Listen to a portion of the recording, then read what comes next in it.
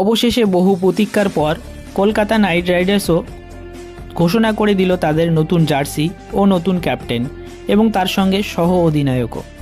হ্যাঁ বন্ধুরা, ঠিকই শুনেছেন, আর কিছুদিনের মধ্যে শুরু হতে যাচ্ছে টাটা আইপিএল 2025, যেখানে সমস্ত আইপিএল টিম তাদের ক্যাপ্টেন এবং নতুন জার্সি রিভিল করে দিয়েছে।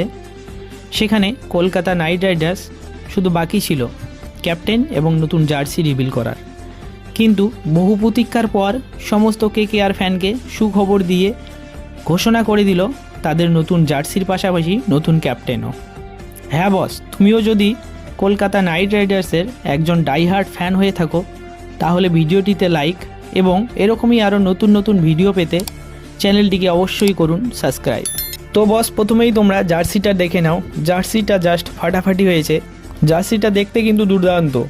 তো এবারেও কোনো বিদেশি প্লেয়ারকে অধিনায়ক হিসাবে বেছে নেয়নি কেকেআর ম্যানেজমেন্ট, আস্থা রেখেছেন ভারতীয় প্লেয়ারের উপরেই। কেকেআর ম্যানেজমেন্ট নতুন অধিনায়ক হিসাবে বেছে নিয়েছেন অজিঙ্ক্য রাহানেকে এবং সহ অধিনায়ক হিসাবে বেছে নিয়েছেন ভেঙ্কটেশ আইয়ারকে। ক্যাপ্টেন্সি পাওয়ার পর অধিনায়ক অজিঙ্ক্য রাহানে জানিয়েছেন যে কেকেআরকে নেতৃত্ব দেওয়ার অনুরোধ পাওয়াটা তার কাছে সম্মানের। অজিঙ্ক্য রাহানে আরও জানিয়েছেন যে তিনি সবার সাথে কাজ করার এবং শিরোপা রক্ষার চ্যালেঞ্জ গ্রহণ করার জন্য অধীর আগ্রহে অপেক্ষা করে আছেন। হ্যাঁ বন্ধুরা, আমরাও কেকেআর টিমের কাছে আশা রাখব যে 2024-এর মতো 2025-এও যেন ট্রফি আমরাই জিততে পারি।